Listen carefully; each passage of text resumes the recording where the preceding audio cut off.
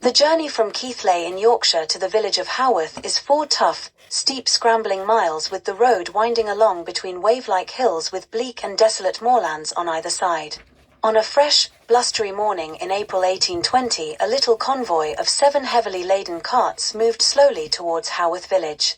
The new parson was arriving, with all his household goods, his books and bedding, and his 6 children, 5 of whom could now and then be seen peeping round the canvas covers as they stole a quick glance at their new home. The 6th child, Anne, was a babe in arms. Haworth was a long and straggling community, with one narrow street which was so steep that the cobblestones were placed on end so that the horses' feet did not slip. But the carts drew into the grounds of the parsonage at last, and the children tumbled out to look over the solid grey stone house that was to be their home. The Bronte children had arrived at the scene of the tragedies and triumphs which so marked their short lives. Their extraordinary range of talents had yet to be discovered, but the effect of the bleak and barren moors which surrounded Haworth was already starting to take place and would soon find expression in their books. They were certainly no ordinary family. Their father, Patrick, was born in a large and poverty-stricken Irish family. Though his own parents were illiterate, they did own 3 or 4 books, and from these Patrick taught himself to read. Eventually he found the key to a wider world, and by effort and determination he got to Cambridge University and was ordained. He held several curacies and then moved on to Haworth at the age of 43. Unfortunately, the first of many tragedies occurred only just over a year after the Brontes moved into the parsonage at Haworth. Mrs. Bronte died, and although her sister came to look after the children, they began to find themselves increasingly on their own. To pass the time they made up plays, wrote poems and books, and imagined little kingdoms which they would plan for hours. In the gloom of the late winter afternoons, with the light fading and the mist rising from the moors, the children would gather round a blazing kitchen fire, light a solitary candle, and talk of revolutions, feuds, battles, and the exploits and loves of their heroes in the imaginary kingdoms of Angria and Gondal. Many of these stirring tales were written in minute writing on the tiny pages, sometimes only 1.5 or 2 inches long, of books which they stitched together and covered themselves. Over 100 of these little volumes still exist, many in the Parsonage Museum at Haworth. The turbulent, uncertain world of the Industrial Revolution did not often intrude on the quiet and sheltered world of the Bronte children, but when it did, it made a deep impression. The growth of the new factories and the loss of work to the cottage industries of the moorland villages brought hardship and poverty to many families. Isolated groups of men tried to redress the balance by wrecking the machines that took away their jobs. These Luddites were often harshly treated. Troops were used to protect the factory owners' property, and so an unequal kind of war came to be waged. Desolate moorland meeting places suddenly became crowded on wild, dark wintry nights as groups of men gathered for a concerted attack on the hated machines. While others slept, grim-faced men with blackened faces fought a hopeless task in trying to stop the march of progress. Mills and factories were attacked, riots ensued, and half the populace seemed to be taking sides until it became clear that the men could not win. The unhappy desperation of the workpeople in the machine-breaking times and the riots over the price of bread which followed were not forgotten, and Charlotte Bronte used them in her novel Shirley, written almost 20 years later but still recalling vividly the fear, excitement, and anger which erupted in the North. 2 of the Bronte children died during childhood, and the 4 who survived were each beginning to show the particular sides of their characters which would later be revealed in their writing.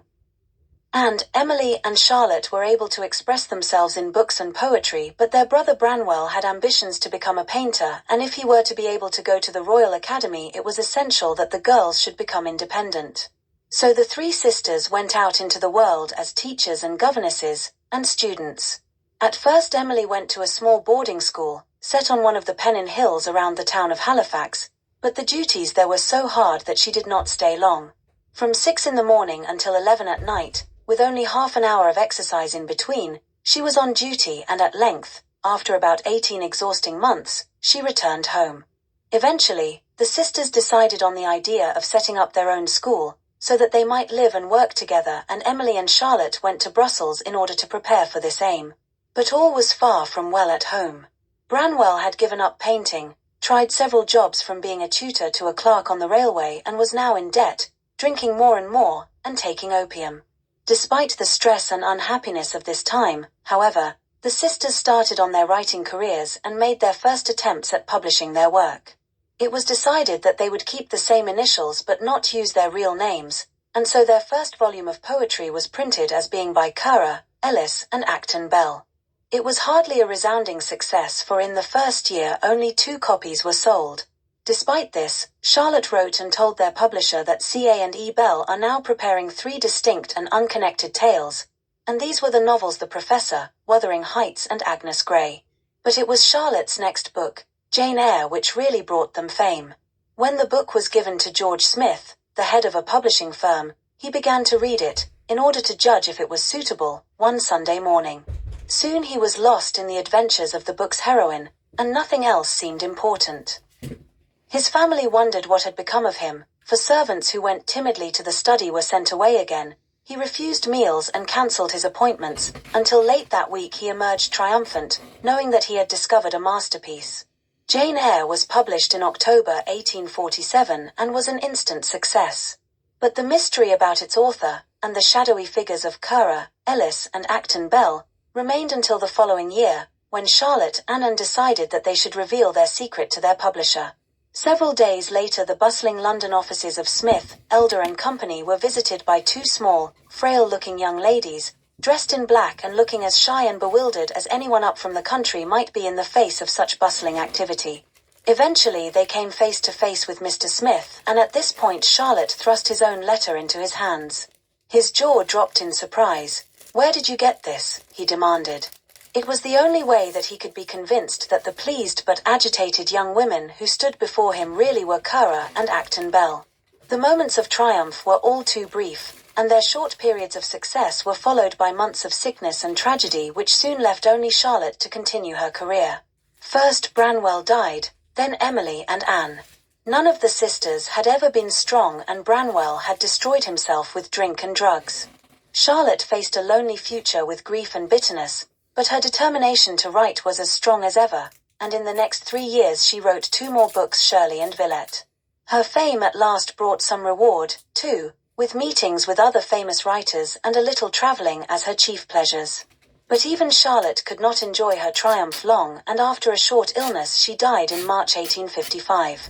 The story of the Bronte family has always been inseparable from the bleak, wild, and barren moorland country which surrounded their home.